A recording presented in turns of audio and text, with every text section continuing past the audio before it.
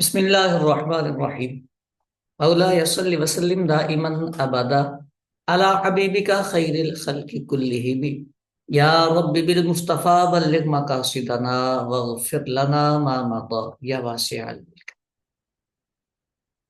فہم عقائد کورس کی پہلی کلاس میں ہم حاضر ہیں۔ اللہ تعالی ہمارا آنا، بیٹھنا، سیکھنا، سمجھنا سب اپنی کریم پاک بارگاہ میں قبول فرمائے، شرح صدر عطا فرمائے۔ اللہ پاک ہمیں علم نافع عطا فرمائے۔ عقائد کا علم ایمان کی مبادیات میں شامل ہے، یعنی بنیادی علوم میں شامل ہے۔ عقیدہ اعمال سے بھی مقدم ہوتا ہے، یعنی یہ سمجھنا ہر مسلمان کے لیے بہت آسان ہے کہ عقیدہ درست ہو تو اعمال مقبول ہوتے ہیں، اور عقیدہ درست نہ ہو تو اچھے اعمال بھی رائیگاں چلے جاتے ہیں۔ ام المؤمنین جناب سیدتنا عائشہ صدیقہ طیبہ طاہرہ رضی اللہ تعالی عنہا نے کریم محبوب علیہ الصلوۃ والسلام کی بارگاہ میں عرض کی، یا رسول اللہ صلی اللہ علیہ وآلہ وسلم،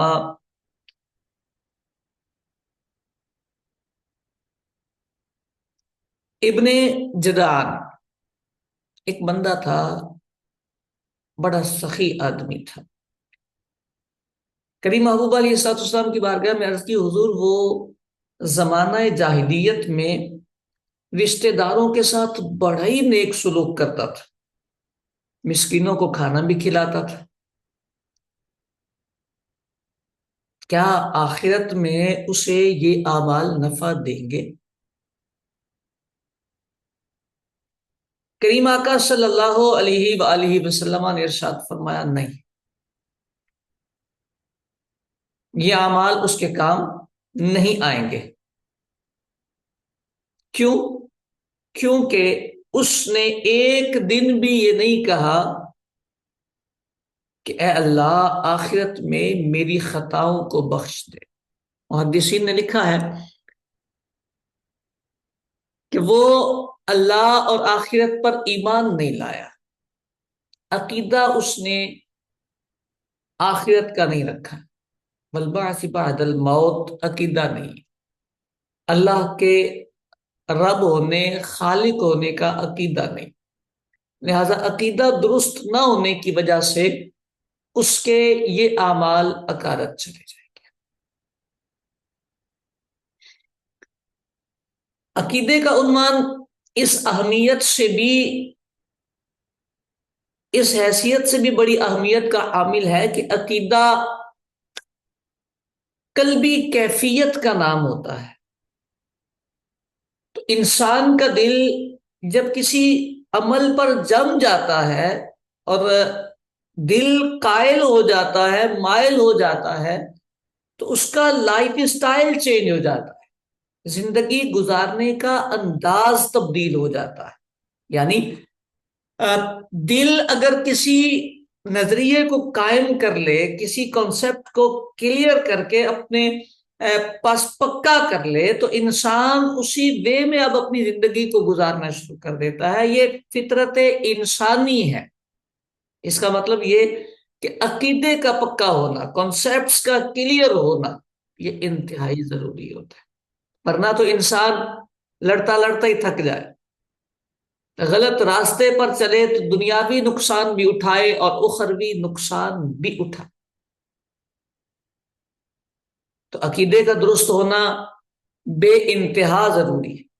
یعنی میں نے پہلے روایت یہ پیش کی کہ آخرت میں کوئی جزا نہیں ملے گی، نیک اعمال بھی عقیدے کی درستگی پر ڈیپینڈ کرتے، کہ عقیدہ اگر درست ہو جائے گا تو نیک اعمال قبول ہو جائے۔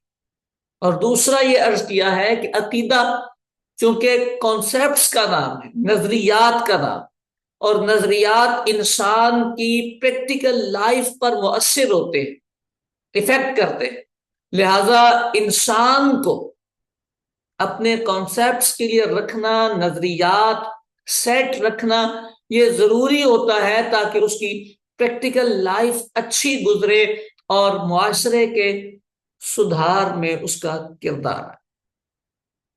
بے شمار لوگ ہوتے ہیں کہ جو غلط تصورات اور نظریات قائم کر لیتے ہیں اور پھر اپنی زندگی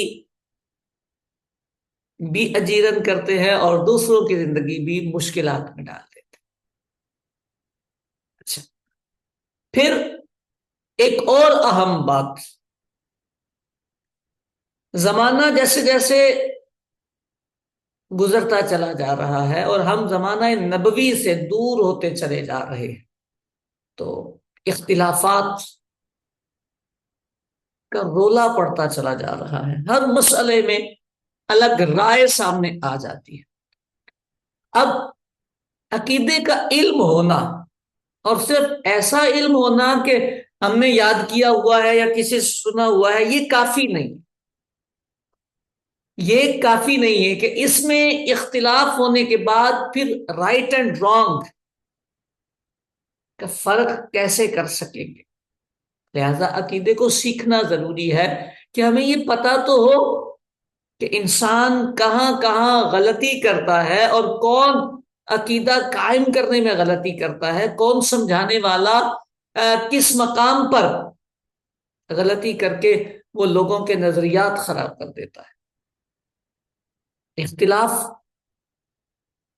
بنیادی طور پر اچھا عمل نہیں، یعنی الجھن پیدا کر دینا، لڑائی کی کیفیت پیدا ہو جانا، یہ ناپسندیدہ عمل، یہ ناپسندیدہ عمل۔ تو ہر مسئلے میں ہی الجھ کے رہ جانا اور ہر مسئلے میں ہی ایک دوسرے کو مارنے پہ آ جانا، ہر مسئلے میں ہی مطلب وہ کیفیت پیدا کرنا کہ بھائی تو اگر تیرا سگا باپ بھی ہے تو سائڈ پہ چلا جا، تجھ سے بات ہی نہیں کریں گے، یہ نادانی ہے۔ اور یہ کب ہوتا ہے؟ جب انسان عقیدے کا علم نہیں سیکھتا اور عقیدے ہر بندہ اپنے حساب سے بیان کرتا ہے اور انسان سنی سنائی باتوں میں دو الگ راستے اختیار کر لیتا ہے۔ اب عقیدے میں راستے الگ اختیار کرنے کی وجہ سے رشتے ٹوٹ جاتے ہیں، تعلقات دور ہو جاتے ہیں۔ غلطی کہاں آتی ہے کہ علم نہیں سیکھا، علم نہیں سیکھا۔ اگر علم سیکھتے تو پتا ہوتا کہ درست کیا ہے اور غلط کیا ہے۔ ہر بندہ اپنے نظریات کو درست سمجھنے کی کوشش کرتا ہے اور درست ہی سمجھتا ہے، کیونکہ نظریہ یا عقیدہ ہوتا ہی وہ ہے جس پر دل جمع ہوا ہوتا ہے۔ اب جب یہ دل جمع ہوا ہوتا ہے تو ظاہر ہے کہ بندہ یہی کہتا ہے میں ہی ٹھیک ہوں، حالانکہ بڑی بڑی غلطیاں ہوتی ہیں، بڑی بڑی غلطیاں ہوتی ہیں۔ میں ایک چھوٹی سی مثال آپ کو دینے کی کوشش کرتا ہوں۔ ہمارے معاشرے میں ایک لفظ بڑا ہی عام چلتا ہے، بدعت۔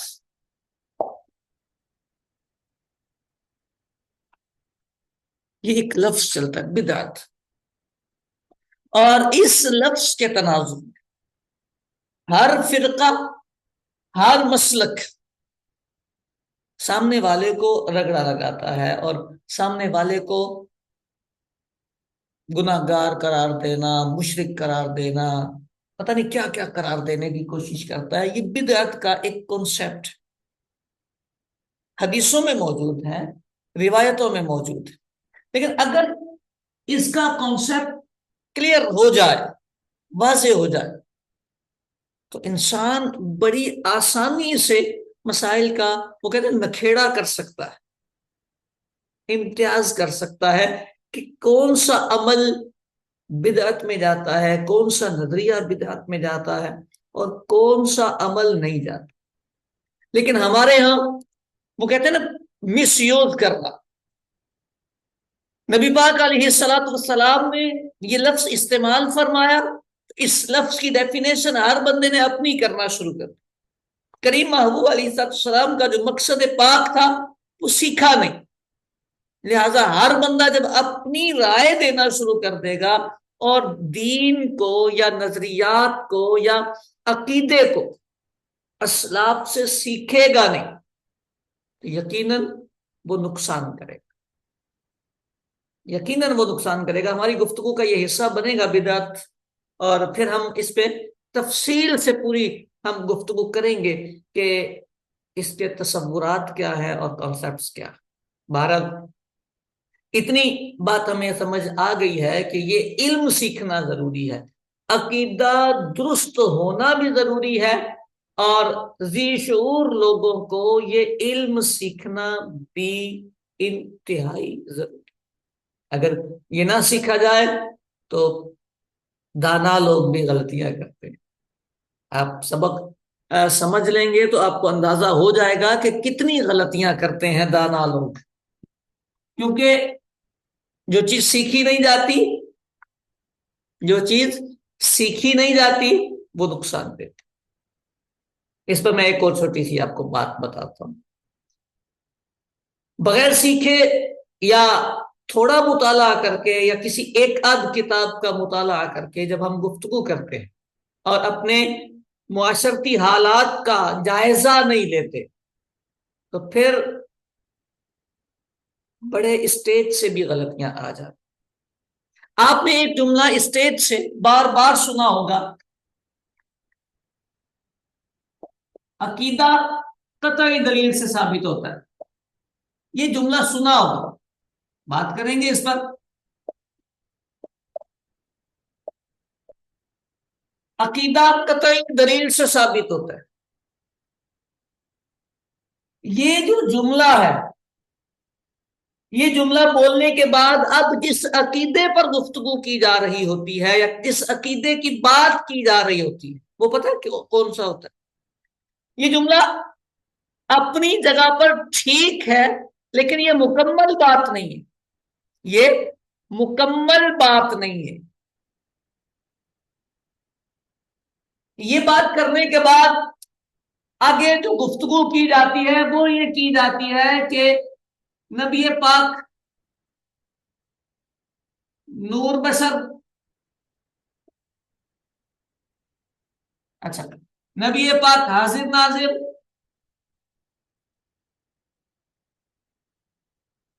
میلاد پاک، فاتحہ، درود و سلام، یہ کیفیات، رفع یدین اور کئی سارے اس طرح کے معاملات لے لیں. اوپر ہیڈنگ یہ چلتی ہے، خطیب یہ بات بتاتا ہے کہ عقیدہ قطعی دلیل سے ثابت ہوتا ہے، اور کس عقیدے کی بات چل رہی ہے، عنوان گفتگو کیا چل رہا ہے، یہ بالا یہ بالا یہ بالا یہ بالا، اسی طرح کے دوسرے.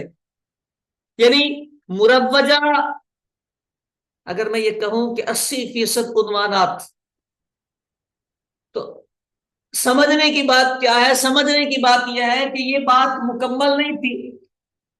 یہ جو نظریات ہیں ان کا تعلق قطعی دلیل سے نہیں ہے. اصولی طور پر ان کا تعلق قطعی دلیل سے نہیں، لہذا اس بات کی اور ان عقیدوں کی میچنگ ہی نہیں ہے آپس میں.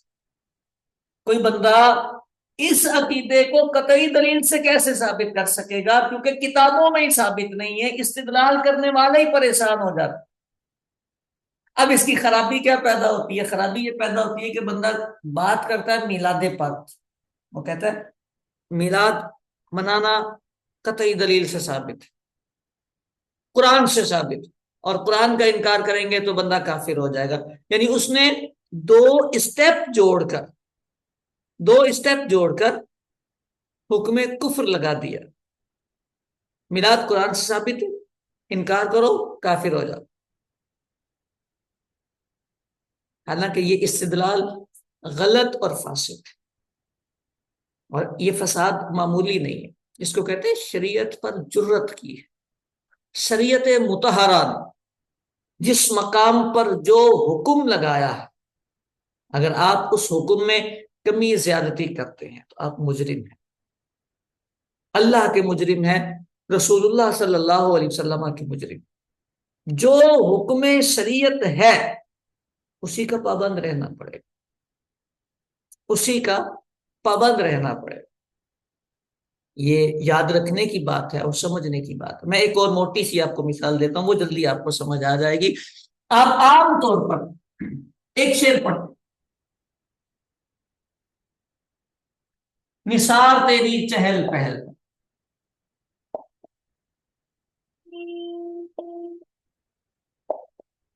ہزاروں عید،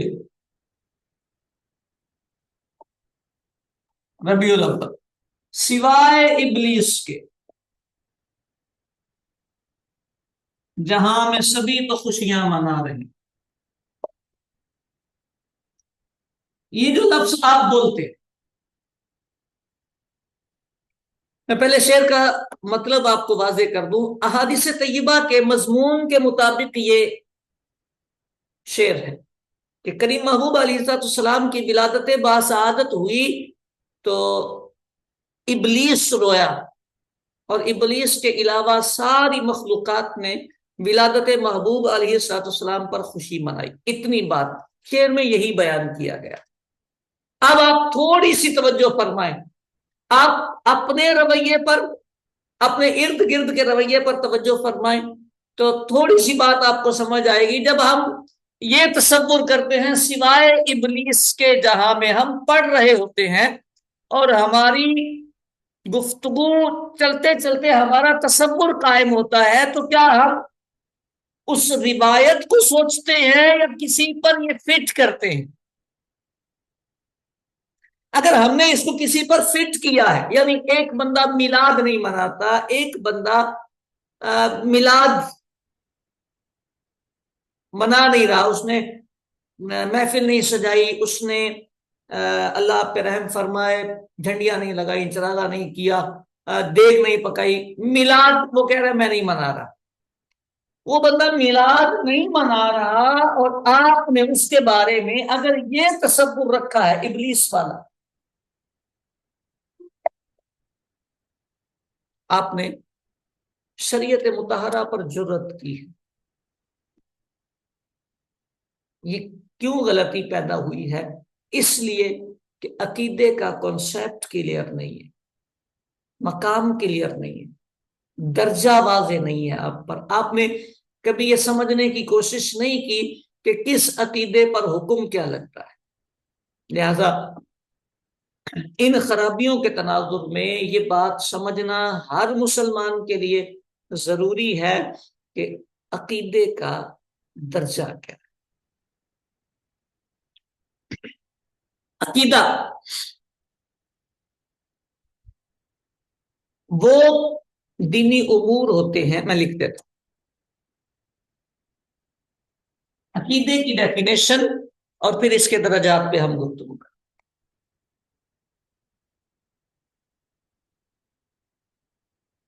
عقیدہ وہ دینی امور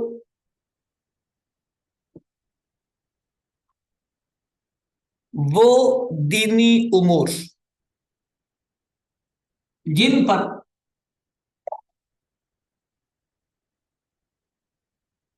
دل بغیر شک شبہ کے پختہ ہو جائے۔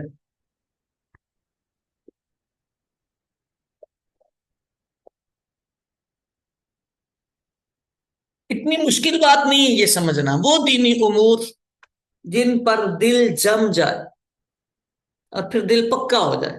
دل پکا ہو جائے تو شک شبہ ویسے ہی ختم ہو جائے، شک شبے کی گنجائش نہ۔ ٹھیک ہے، کتابوں میں عقیدے کی تعریف یہی لکھی ہوتی ہے، اور اسی مضمون کے جملے آتے ہیں، اسی مضمون کے ہی جملے آتے ہیں۔ لیکن یہاں آپ نے ایک بات کو اپنے ذہن میں رکھنا ہے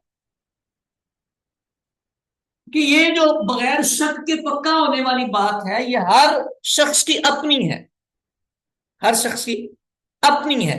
ایسا بھی ہوتا ہے کہ جب کوئی چیز ہمارے سامنے آتی ہے تو دلیل کے اعتبار سے وہ پکی نہیں ہوتی۔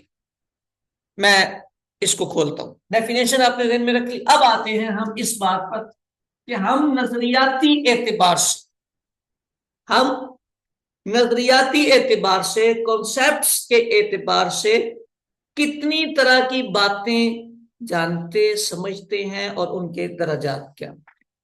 ہماری اسلام کی باتیں چار طرح کی ہوتی ہیں۔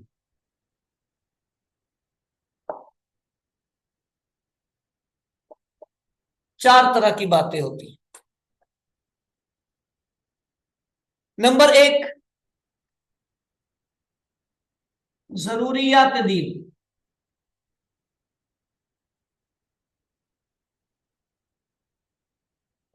یہ ایک ٹرم ہے، ضروریات دین۔ نمبر 2، ضروریات مذہب۔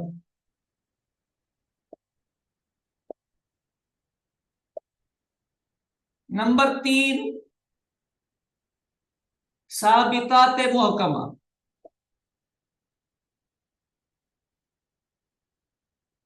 اور نمبر 4، ظنیات محتملہ۔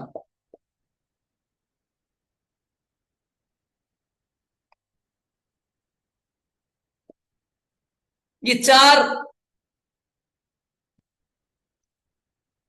کیٹیگریز بن جاتی ہیں جو کانسیپٹس ہم رکھتے ہیں ان کی۔ ہماری نظر میں چاروں ہی پکی ہوگی، ہمارا دل چاروں پر ہی جم رہا ہوگا، لیکن دلیل کے اعتبار سے ان میں فرق ہوتا ہے۔ جب دلیل کے اعتبار سے فرق آتا ہے تو حکم کے اعتبار سے بھی فرق آتا ہے۔